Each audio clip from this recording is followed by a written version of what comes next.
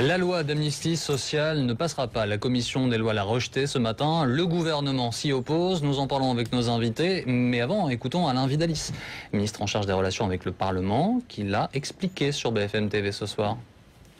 Le gouvernement doit avoir un discours qui est un discours très clair. Et de ce point de vue-là, il a choisi de dire le 16 mai qu'il n'était pas favorable à tout message qui viendrait amoindrir ce rappel à la loi républicaine et à la nécessité de son respect. Bonsoir Christophe Caresche, merci d'être avec nous. Député socialiste de Paris. Thibault Langsade, bonsoir, patron d'Acoba et candidat à la présidence du MEDEF. Bonsoir Ali Kaya. Vous êtes secrétaire général CGT Renaud Flin. Bonsoir François Delapierre, secrétaire général du Parti de gauche. Est-ce que vous êtes en colère ce soir ? Ah oui, parce que c'est pas un jeu, je veux dire, un gouvernement qui comme ça désavoue sa propre majorité au Sénat. Alors peut-être qu'il y a sûrement des calculs, je les vois bien, politiciens, mais il y a aussi des êtres humains derrière, des gens à qui on dit bah vous êtes amnistiés, la semaine d'après ah bah non, puis la semaine suivante oui, comme le chat qui joue avec la souris. Je trouve ça lamentable. Tout ça pour faire plaisir au MEDEF, parce que finalement la seule chose de neuve depuis que la loi a été votée, la loi d'amnistie au Sénat, ça a été une campagne du MEDEF, de Madame Parisot, hystérisant cette question, expliquant que c'était une prime à la casse, etc. D'ailleurs ça fait le titre de votre émission. Donc on voit qu'il y a des échos jusqu'ici. Et c'est à ça, voilà, vous mettez un point d'interrogation, donc on va en débattre. Mais c'est à ça que le gouvernement a cédé, une fois de plus, après avoir cédé sur les pigeons, après avoir cédé sur... Dès que le MEDEF hausse la loi dans ce pays, Monsieur Langsade doit être content. S'il arrive à ses fins, président du MEDEF, c'est quasiment Premier ministre aujourd'hui. C'est eux qui font la politique de la France. Donc en gros, Christophe Caresche, le Parti socialiste, si je suis le raisonnement ici de François Delapierre, est au service du MEDEF. Non, ni le gouvernement ni la majorité n'est au service du MEDEF, on est au service de la loi. Et moi j'ai toujours été contre les lois d'amnistie par principe. Soit une loi est bonne et elle s'applique à tout le monde, mais si une loi est mauvaise, on la change. Mais faire en sorte d'exonérer certaines catégories à certains moments, je crois que ce n'est pas une bonne chose. Et c'est affaiblir la loi. Parce qu'il y a un principe dans la République, c'est l'égalité des citoyens devant la loi. Et donc, je suis tout à fait défavorable aux lois d'amnistie en règle générale. Je pense que dans le cas particulier, il y a eu aussi des événements qui se sont produits, Monsieur Delapierre, entre la lecture au Sénat et la lecture à l'Assemblée nationale. Vous les avez peut-être vus cette semaine, la semaine dernière. Et je crois qu'il aurait été des manifestations contre et je crois qu'il aurait été syndicalistes. Et la loi s'applique de la même manière à tout le monde. Non, mais c'est pas c'est la loi pénale. Et donc, il aurait été, je crois, incompréhensible. Je crois qu'il serait incompréhensible de dire, dans un cas, on amnistie et dans l'autre, on applique la loi. J'ai l'impression qu'on marche sur la tête. On va condamner des gens pour avoir cassé une table ou pour avoir cassé des pots de fleurs. Laissez-moi finir.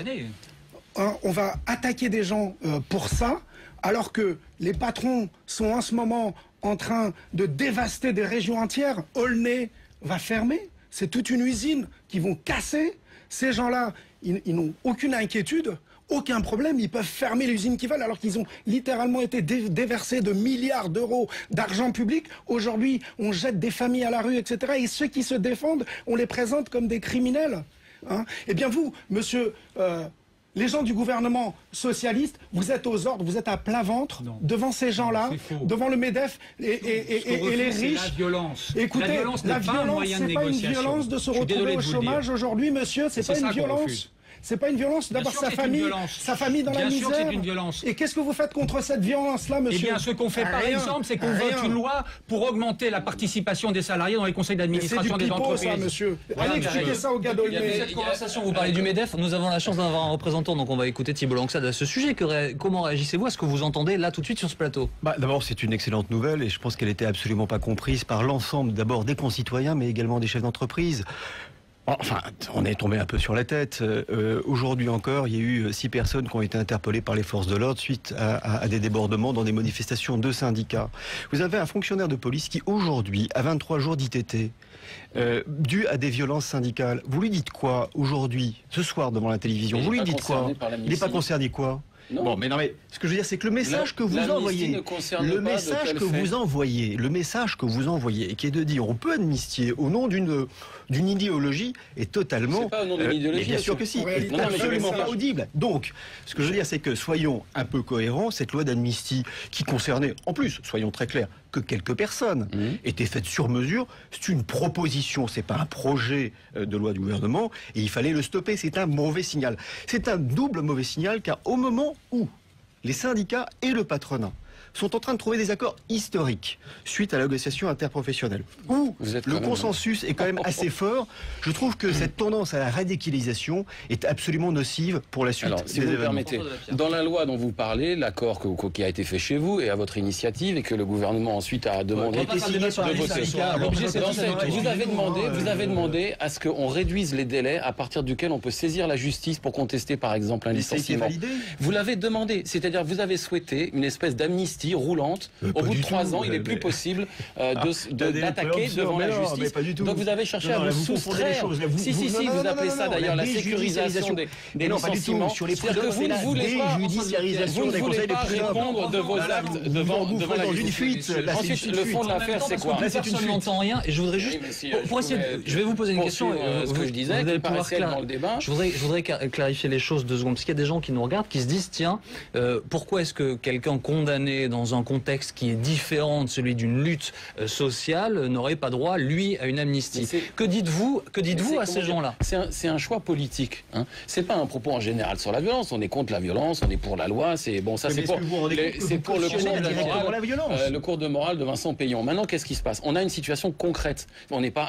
Il y a des gens, ils sont installés dans leur salon, bien confortables, et ils ont des pensées très très très générales sur la question. La situation concrète, c'est quoi? C'est des entreprises qui sont fermées, qui sont détruites, des sites industriels qui sont brisés par des gens, c'est même pas par vous monsieur, par des gens comme monsieur Mittal qui a promis, qui a bénéficié d'une entreprise vendue par la France, qui a promis de faire des investissements, il les fait pas, par un fonds de pension à Molex ou à Petroplus qui fait des promesses, par des gens à Continental, on leur dit si vous acceptez une baisse de votre salaire et une augmentation du temps de travail, on va sauver le site. Tout ça sont des mensonges.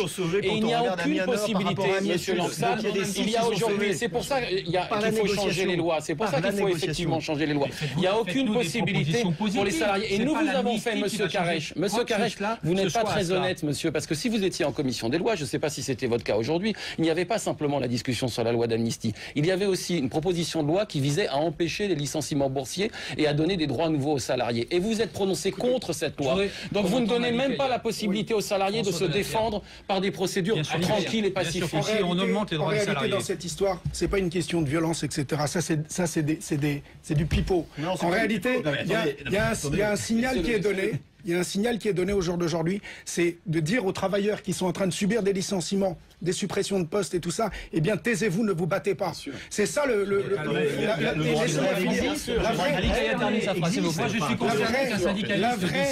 vraie raison c'est très dangereux ce que vous faites. C'est extrêmement grave. S'il vous plaît. Ce que vous faites, c'est ça, c'est de dire aux gens de ne pas se battre, de se laisser faire, parce que vous avez décidé de mener une guerre. Vous êtes en train de mener une guerre contre les travailleurs. Il y a des licenciements à tour de bras, etc. Vous racontez n'importe quoi. Qu'est-ce qui est en train de passer à Florange? Qu'est-ce qui est en train de passer à Aulnay? Qu'est-ce qui est en train de passer à... etc. Christophe Carèche, il s'agit de l'amnistie. Bien sûr qu'il y a des situations dans les entreprises qui sont inacceptables. Bien sûr, on en est tous conscients. Mais qu'est-ce que bien évidemment. Mais c'est pas, on va pas régler ce problème par une loi d'amnistie. Ce n'est pas sérieux. Mais ce que l'on fait, monsieur Delapierre, c'est que l'on donne des droits nouveaux aux salariés pour effectivement se défendre dans les entreprises. Ce que l'on fait, c'est qu'on essaye de mettre en place un dialogue social dans ce pays, qu'on essaye de mettre en place un dialogue social. Je travaille chez Renault et la violence, on peut en parler. Vous savez ce qui s'est passé avant-hier? Vous savez ce qui s'est passé? La violence, nous la subissons tous les jours des patrons. Il y a eu un suicide récemment. Mais bien sûr qu'il y a des... Je ne nie pas tout ça. Laissez-moi finir. Quand on se cache derrière la violence pour justifier l'injustifiable, je vais vous donner des cas concrets de violence. Des gens se suicident dans les entreprises. Des centaines de milliers de gens sont atteints de l'amiante et sont en train de littéralement crever. Ça, c'est pas de la violence, c'est pas de la petite violence de séquestration d'une heure d'un DRH ou bien de casser deux pots de fleurs. Et contre ça, on laisse les patrons les mains libres. Le gouvernement est complètement complice. Ils sont en fait en train de créer une situation où ils voudraient que les salariés se laissent faire. Eh bien, moi, je vous dis, le message que moi je vous envoie, c'est qu'on se laissera pas faire. On se battra. Personne ne vous demande de vous laisser faire. Je suis désolé de vous le dire. De toute façon, s'il vous plaît. Vous représentez une minorité de syndicats contestataires qui porte une radicalisation qui est extrêmement dangereuse. Alors oui, mais attendez, qui est extrêmement. Non, je crois pas. Je crois pas. Non, je crois pas. Mais on pourra en revenir.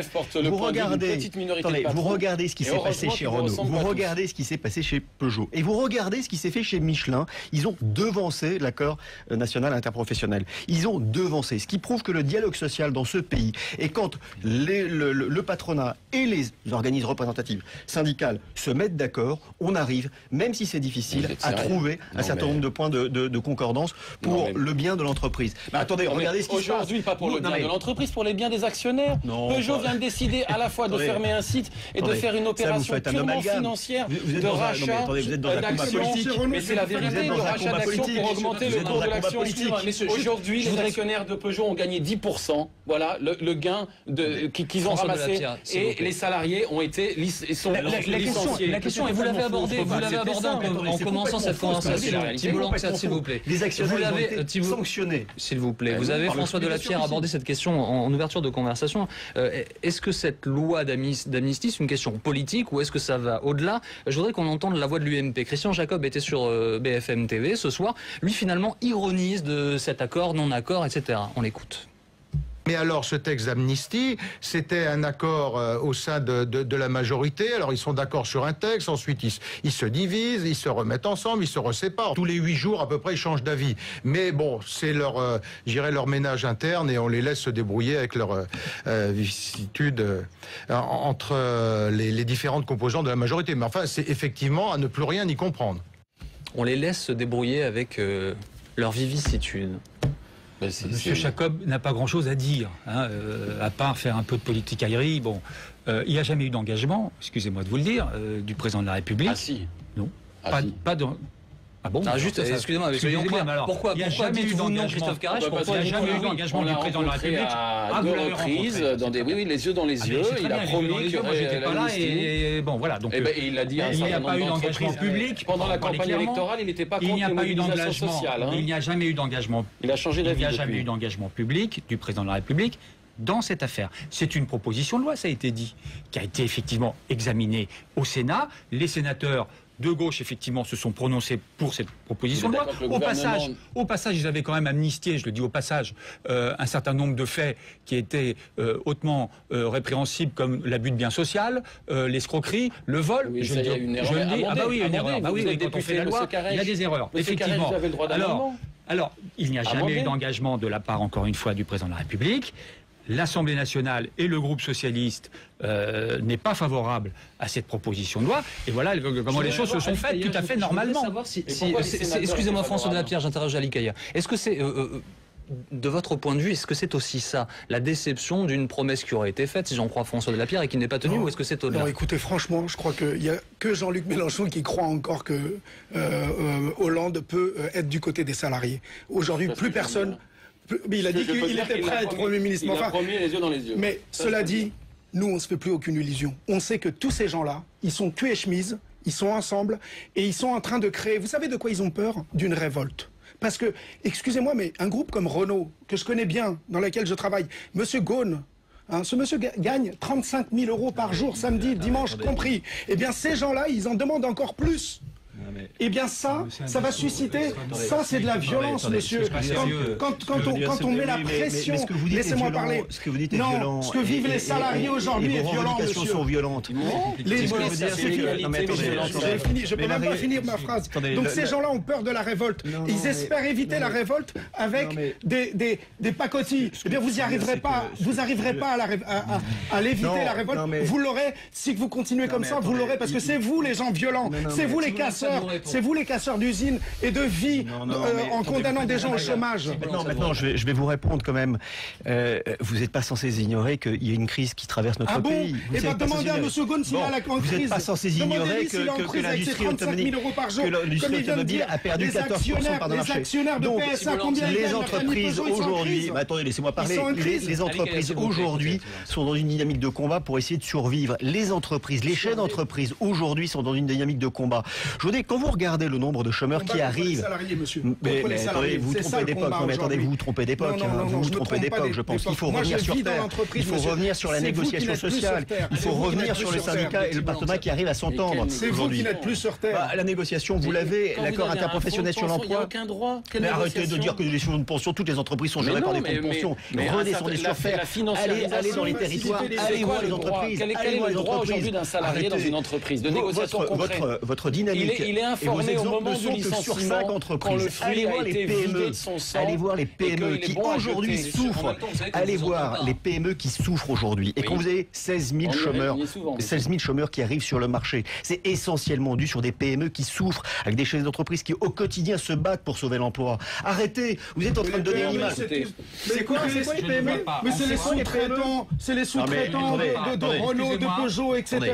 Arrêtez de vous cacher derrière les petites entreprises pour justifier. Mais je suis issu d'une petite entreprise. Je me cache pas du Pensez aux gens qui nous regardent et qui ne comprennent plus rien parce que tout le monde parle en même temps. Christophe Carrèche. Je ne comprends pas en quoi l'amnistie règle en quoi que ce soit et fait progresser en quoi que ce soit les problèmes que vous évoquez. De se battre quand on se retrouve. Eh bien, ce que vous trouvez légitime, moi je ne le trouve pas légitime. La manière que vous trouvez légitime, c'est la violence.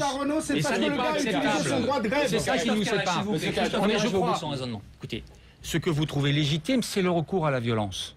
C'est ça que vous dites. C'est ce que vous nous dites. Vous nous menacez même d'émeutes, etc. La vraie violence, franchement, je vais vous dire une chose. La France, du gouvernement, du patronat, ça ne réglera rien. Ça ne réglera rien. Ça ne règle pas les problèmes.